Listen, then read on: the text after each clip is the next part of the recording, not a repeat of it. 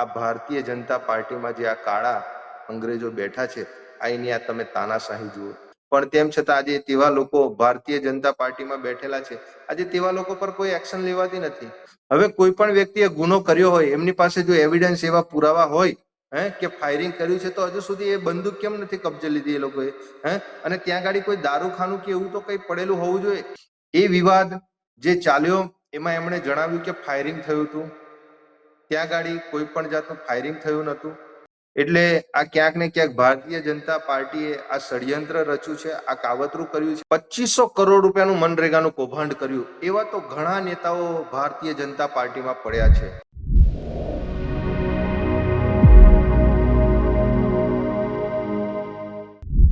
નમસ્કાર દર્શક મિત્રો, ગુજરાત પ્લસમાં આપનું હાર્દિક સ્વાગત છે. હું છું યશ. મિત્રો, જે રીતે પરમ દિવસે કોર્ટ દ્વારા ચેતરભાઈ વસાવાને દોષિત ઠેરવવામાં આવ્યા છે, 7 વર્ષની સજા ફટકારવામાં આવી છે. ચેતરભાઈ વસાવા સહિત 9 લોકોને આરોપી બનાવાયા છે. સાથે સાથે તેમની પત્નીને પણ સજા ફટકારાઈ છે. ત્યારે આમ આદમી પાર્ટીની આગામી વિધાનસભા 2027ને લઈને કઈ રીતે રણનીતિ રહેશે? કારણ કે ચૈતરભાઈ વસાવાનું ધારાસભ્ય પદ છીનવાઈ ચૂક્યું છે. ત્યારે શું ડેડિયાપાડા વિસ્તારને નવા ધારાસભ્ય મળશે કે પછી જો ચેતરભાઈને જામીન મળે છે હાઈકોર્ટમાંથી કે સુપ્રીમ કોર્ટમાંથી, તો ધારાસભ્ય ચેતરભાઈ પોતે જ રહેશે કે નહીં, તે જોવું છે. કારણ કે આ સમગ્ર મુદ્દા ઉપર નજર કરીશું. મારી સાથે આમ આદમી પાર્ટીના નેતા નિરંજનભાઈ વસાવા જોડાયા છે, જે ચેતરભાઈની સાથે પડછાયાની જેમ રહે છે. તો સીધા જઈશું નિરંજનભાઈ વસાવા પાસે. આમ આદમી પાર્ટીના નેતા જોડાયા છે નિરંજનભાઈ વસાવા, જે ચેતરભાઈ વસાવાના ખાસ ગણાય છે. કહેવાય છે કે એક પડછાયો છે એમનો. નિરંજનભાઈ, જે રીતે કોર્ટ દ્વારા ચુકાદો આપવામાં આવ્યો છે પરમ દિવસે, ચેતરભાઈ વસાવાને 7 વર્ષની સજા ફટકારવામાં આવી છે અને ધારાસભ્ય પદ પણ છીનવાઈ ગયું છે, એટલે કે રદ થઈ ગયું છે. સાથે સાથે તેમની પત્ની પણ, એમને પણ સજા થઈ છે અને 9 લોકોને સજા થઈ છે. શું કહેશો?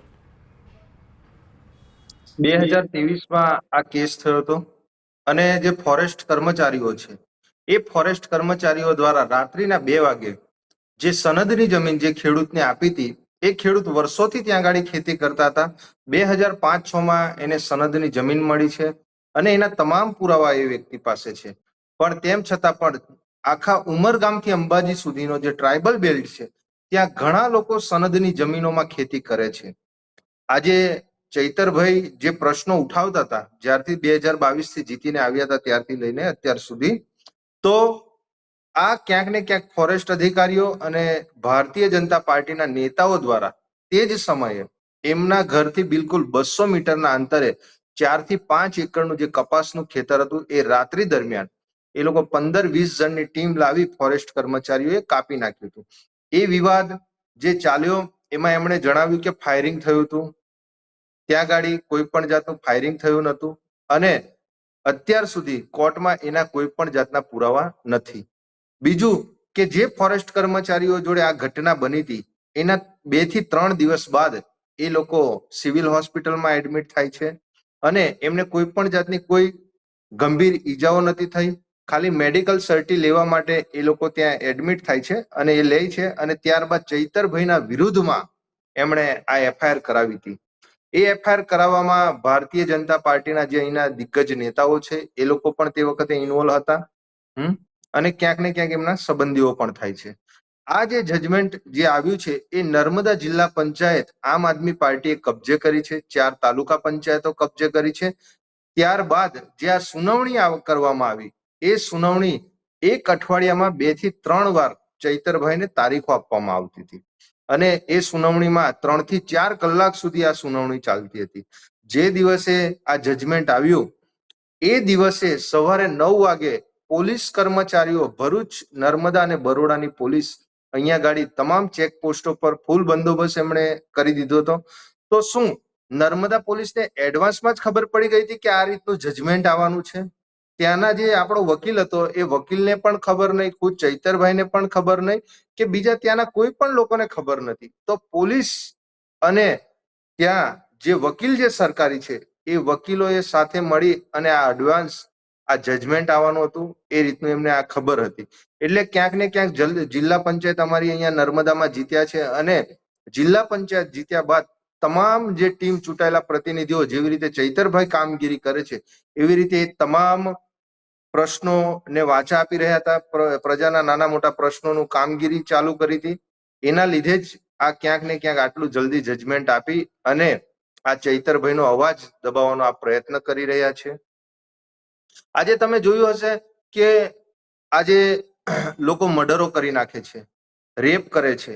આજે અહીંયા બચ્ચુ ખાબડ 2500 કરોડ રૂપિયાનું મનરેગાનું કૌભાંડ કર્યું. એવા તો ઘણા નેતાઓ ભારતીય જનતા પાર્ટીમાં પડ્યા છે. હાર્દિક પટેલ ભાજપનો કેસ પર પહેર્યો અને ધારાસભ્ય બન્યા. રાજદ્રોહનો જે કેસ હતો એ કેસ જે દિવસે ચૈતરભાઈનું જજમેન્ટ આવ્યું તે દિવસે રાજદ્રોહનો પણ કેસ આ આખો એ કરી નાખ્યો. એટલે ચૈતરભાઈ તમામ સમાજના પ્રશ્નો ઉઠાવે છે. એના લીધે 9 લોકોને એ લોકોએ 7-7 વર્ષની સજા ફટકારી છે અને સાથે સાથે એક વ્યક્તિ દીઠ જે કલમો છે એ કલમોના આધારે અલગ અલગ એ કરી અને ટોટલ પર વ્યક્તિને 96,000 રૂપિયાનો દંડ કર્યો છે અને ટોટલ 9,48,000 જેટલો આ દંડ કર્યો છે. આ કેટલું યોગ્ય છે? હવે કોઈ પણ વ્યક્તિએ ગુનો કર્યો હોય, એમની પાસે જો એવિડન્સ એવા પુરાવા હોય કે ફાયરિંગ કર્યું છે, તો હજુ સુધી એ બંદૂક કેમ નથી કબજે લીધી એ લોકોએ? અને ત્યાં ગાડી કોઈ દારૂખાનું કે એવું તો કઈ પડેલું હોવું જોઈએ. એક પણ જાતનું 190 પેજ છે, એ પેજમાં તમે જુઓ ત્યાં ગાડી કોઈ પણ જગ્યાએ ઉલ્લેખ કરેલો નથી. તો આટલું ઝડપી 2023 નો કેસ 2026માં એટલો વહેલો તો કેવી રીતે પતી જાય અને આટલું ફાસ્ટ જજમેન્ટ કેવી રીતે આવી જાય અને નર્મદાની પોલીસ 9 વાગ્યાની એક્ટિવ કેવી રીતે થઈ જાય? એટલે આ ક્યાંક ને ક્યાંક ભારતીય જનતા પાર્ટીએ આ ષડયંત્ર રચ્યું છે, આ કાવતરું કર્યું છે. અમારી જે ટીમ છે અને ચૈતરભાઈનો અવાજ દબાવવાનો આ ચોક્કસપણે પ્રયત્ન અહીંયા ગાડી થઈ રહેલો છે. એ સ્પષ્ટ દેખાય છે. જે મહિલાએ આજે 17 દિવસ જ થયા છે અને આજે જે બાળકને જન્મ આપ્યો તો હજુ તો એ મહિલાની પણ હજુ તબિયત સારી નથી, પણ તેમ છતાં પણ કોર્ટે સેજ પણ રહેમ નજર નથી રાખી અને એ મહિલા સાથે એ બાળકને પણ ત્યાં જેલમાં જવું પડ્યું છે. આ ગોરા અંગ્રેજો કરતા પણ આ ભારતીય જનતા પાર્ટીમાં જે આ કાળા અંગ્રેજો બેઠા છે, અહીંની આ તમે તાનાશાહી જુઓ. જે લોકો પ્રજાના પ્રશ્નો ઉઠાવે છે, પ્રજાના તમામ સુખ દુઃખમાં એ લોકો જાય છે અને ત્યાં હાજરી આપે છે અને સરકાર સામે લડે છે, એ આ ભારતીય જનતા પાર્ટીના નેતાઓને ખૂચે છે. એના લીધે જ આ 7-7 વર્ષની સજા આ તમામ જે એમની સાથેના જે છે એ લોકોને આપી છે. હવે સાથે તો આરોપી હતા નતા અને એવું કોઈ મર્ડર કે કોઈ એવી કોઈ ઘટના પણ નથી થઈ મોટી, તો પછી આટલું બધું મોટો નિર્ણય એ કઈ રીતે? અને જે જજ સાહેબ હતા એ પણ જજમેન્ટ લખી અને સીધા અંદર જતા રહ્યા અને ત્યાર પછી આવ્યા અને કીધું કે ભાઈ 7 વર્ષની સજા છે. અમે ન્યાયપાલિકા પર પૂરેપૂરો ભરોસો રાખીએ છીએ.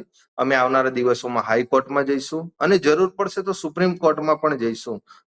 ચૈતરભાઈને અને એમની સાથે એમના પરિવારના લોકો છે એમને ચોક્કસપણે આવનારા દિવસોમાં ન્યાય મળશે એવું અમને ન્યાયપાલિકા પર પણ પૂરેપૂરો ભરોસો છે અને આવનારા દિવસોમાં અમને ચોક્કસ ન્યાય મળશે.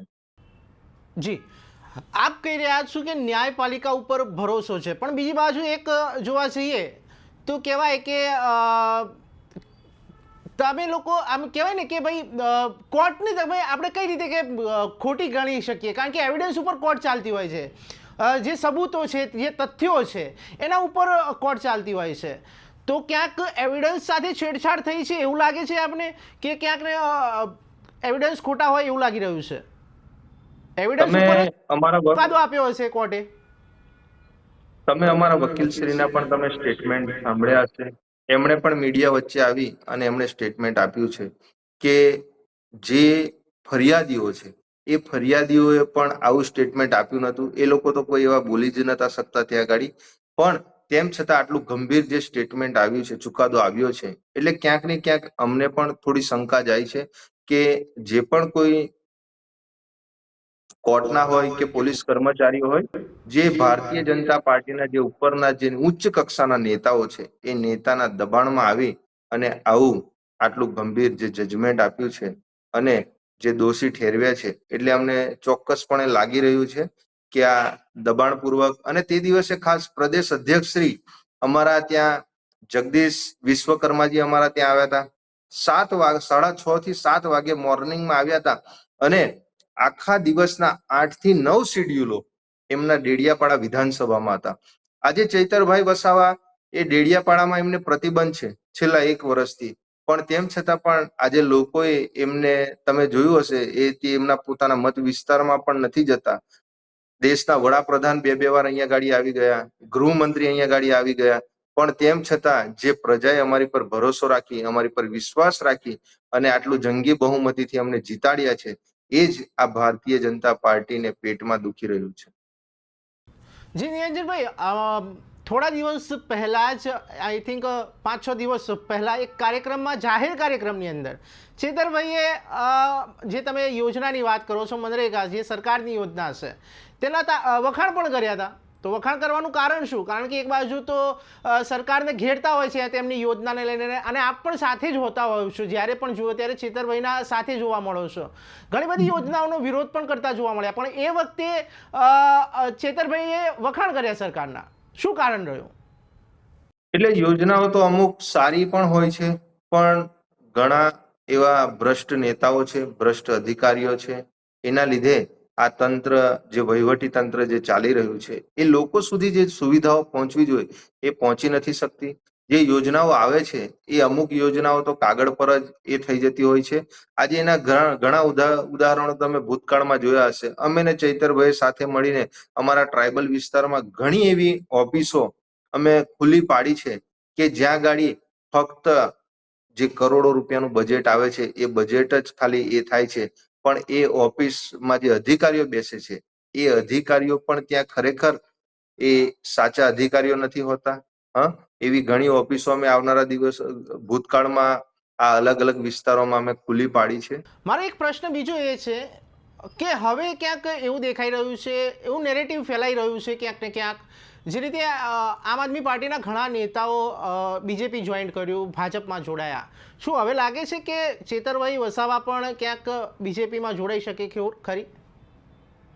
ચૈતરભાઈ વસાવા જ્યારથી 2022 થી આમ આદમી પાર્ટીમાં જીતીને આવ્યા છે, ત્યાર પછી લોકસભાનું પણ ઇલેક્શન આવ્યું. અહીંયા ભારતીય જનતા પાર્ટીના ઘણા દિગ્ગજ નેતાઓ, સાંસદ હોય, ધારાસભ્ય હોય, તે વખતે CR પાટીલ સાહેબ પણ હતા. 2-3 વાર એમને કીધું હતું કે તમે લોકસભા ભાજપમાંથી લડી લો, અમે તમને ટિકિટ આપી દઈએ છીએ, મનસુખભાઈની ટિકિટ કાપી નાખીએ છીએ. પણ તેમ છતાં પણ ચૈતરભાઈએ કીધું કે હું ટિકિટ આપી અને લડીશ, પણ મારી સાથે જે પ્રજાએ મને આટલા પ્રેમથી અને આટલી જંગી બહુમતીથી જીતાડ્યો છે, એટલે હું ચોક્કસપણે પ્રજાના કામ કરીશ. આજે તમે જો હાર્દિક પટેલ હોય કે બીજા ઘણા નેતાઓ છે, એ જે લોકોએ ભારતીય જનતા પાર્ટીનો આજે ખેસ પહેરી દીધેલો છે, એ લોકો આજે આખા ગુજરાતમાં દૂર દૂર સુધી દેખાતા નથી. ચૈતરભાઈ હોય, ગોપાલ ઇટાલિયા હોય, હેમંત ખવા હોય, જેવા નેતાઓ આજે પ્રજાનો સમગ્ર ગુજરાતમાં આજે અવાજ બને છે. એ અનંત પટેલ હોય, જિગ્નેશ મેવાણી હોય, કેમ કે આજે આપણા તમામ ગુજરાતમાં દરેક જાતના લોકો આજે હેરાન થઈ રહ્યા છે. આજે તમામ લોકો, આજે નીટનું પેપર ફૂટી જાય છે, પણ તેમ છતાં આજે તેવા લોકો ભારતીય જનતા પાર્ટીમાં બેઠેલા છે, આજે તેવા લોકો પર કોઈ એક્શન લેવાતી નથી. પણ જ્યારે ચૈતરભાઈ પોતાનો અવાજ, પોતાના વિસ્તારનો અવાજ, રોડ રસ્તાનો અવાજ, પાણી, આરોગ્ય, શિક્ષણનો અવાજ ઉઠાવે છે, બેરોજગારી મુદ્દાઓ ઉઠાવે છે, એ આ ભારતીય જનતા પાર્ટીને ખૂંચે છે. એના લીધે એ આડકતરી રીતે આવા ખોટા કેસો, ખોટી FIR કરી અને એમને 2-3 વાર જેલમાં મૂક્યા છે. આ પ્રથમ વખત થયું હશે કે આજે એવા કોઈ ધારાસભ્યને આ ગુજરાતમાં, જે લોકો જીત્યા પછી આજે 3-4 વખત એ લોકોએ જેલમાં જવું પડે છે. બાકી તો તેડા તો ઘણા આવે છે ભારતીય જનતા પાર્ટીમાંથી, પણ અમારી સાથે પ્રજા છે, પ્રજાએ અમને વિશ્વાસ આપ્યો છે અને જંગી બહુમતીથી તાલુકા પંચાયત, જિલ્લા પંચાયત બનાવડાવી છે અને એ લોકોએ ધારાસભ્ય પણ બનાવ્યા છે. લોકસભામાં પણ 5 લાખથી વધુ મત. આજે ચૈતરભાઈને 2 જિલ્લામાં પ્રતિબંધ હતો, ભરૂચ અને નર્મદા જિલ્લામાં, પણ તેમ છતાં પણ એ લોકસભા લડ્યા. આજે 5 લાખથી વધુ લોકોએ એમને જંગી બહુમતીથી એટલા વોટ આપ્યા છે. તો અમે ચોક્કસપણે આવનારા દિવસોમાં પણ આવી રીતે કેસો તો થતા રહેશે, પણ પ્રજાનો અવાજ બનીશું અને પ્રજાના નાના મોટા પ્રશ્નો ઉઠાવીશું અને આવનારા દિવસોમાં ચોક્કસપણે ચૈતરભાઈને પણ અમને ન્યાયપાલિકા પર પૂરેપૂરો ભરોસો છે. આવનારા દિવસોમાં એમને ચોક્કસ ન્યાય મળશે. થોડા મહિનાઓ પહેલા નિરંજનભાઈ ચેતરભાઈએ એક સ્ટેટમેન્ટ આપ્યું હતું કે મારે એક ભીલ પ્રદેશ બનાવવો છે. શું લાગે છે કે આ સક્સેસ જશે? કારણ કે જે સરદાર સાહેબે રજવાડાઓ એક કરી નાખ્યા ભારતને એક કરવા માટે, એ સરદાર સાહેબ ને કહેવાય ને કે રજવાડાઓ એક કર્યાની જગ્યાએ હવે ક્યાંક બીજા ગુજરાતના અનેક જિલ્લાઓ તોડવાની કોશિશ થઈ રહી છે એવું લાગી રહ્યું છે આપને? કેમ કે ચેતરભાઈએ પોતે કહ્યું હતું કે અમારે એક આદિવાસી પ્રદેશ જોઈએ છે. આમાં જે ટ્રાઇબલ વિસ્તાર છે, તમે જોયું હશે આજે 30-35 વર્ષથી ગુજરાતમાં ભારતીય જનતા પાર્ટીની સરકાર છે, પણ આજે સ્ટેચ્યુ ઓફ યુનિટી થી બિલકુલ 4-5 કિલોમીટરના અંતરે તુરખેડા ગામ છે. એવા ઘણા ગામો છે. આજે ત્યાં આગળ રોડ રસ્તાઓ નથી. આજે એમ્બ્યુલન્સ ત્યાં આગળ જઈ નથી શકતી. પીવાનું પાણી નથી. ત્યાં શાળા નથી. એક શિક્ષકથી શાળાઓ ચાલે છે. આજે ડિલિવરી પણ એ લોકો ઝોલીમાં લઈ 2-2, 3-3, 4-4 કિલોમીટર એ લોકો લઈને આવે છે. રસ્તામાં જ લોકોનું મૃત્યુ થઈ જાય છે. ડિલિવરી પણ રસ્તામાં થઈ જાય છે. એટલે આવી તો અમારા વિસ્તારોમાં ટ્રાઇબલ વિસ્તાર એ પછી મહારાષ્ટ્ર હોય, મધ્યપ્રદેશ હોય, રાજસ્થાન હોય કે ગુજરાત હોય, આ ગુજરાતમાં આવી ઘણી એવી સમસ્યાઓ છે. પણ ભારતીય જનતા પાર્ટીને જે કોંગ્રેસના નેતાઓ છે, એ નેતાઓએ આજ દિન સુધી જીત્યા પછી એ તાલુકા પંચાયત હોય, જિલ્લા પંચાયત હોય, ધારાસભ્ય હોય કે સાંસદ સભ્ય હોય, એ લોકોએ જીત્યા પછી પ્રજાના કામો કર્યા નથી. એટલે અમારી ચોક્કસપણે માંગણી છે, જો આવનારા દિવસોમાં ચૈતરભાઈની લડતના લીધે આજે સમગ્ર ગુજરાતમાં આજે દરેક સમાજના લોકો જાગ્યા છે. જો આવનારા દિવસોમાં એવું શક્ય બનશે તો અમે એની પણ જે માંગણી છે, જો ભાજપ સરકાર અને ગુજરાત સરકાર જો આવનારા દિવસોમાં નહીં કરે તો એ તરફ પણ અમારે જવું પડશે.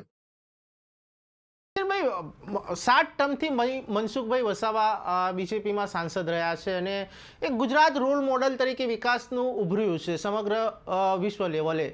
તો તમને કઈ રીતે જુઓ છો આ? કારણ કે આપ કહી રહ્યા છો રોડ રસ્તાઓ નથી, વ્યવસ્થિત પાણી નથી ગામડાઓમાં હજી જગ્યાએ પહોંચતું, તો ક્યાંક હજી પણ વિકાસ નથી તો એવું લાગી રહ્યું છે આપને?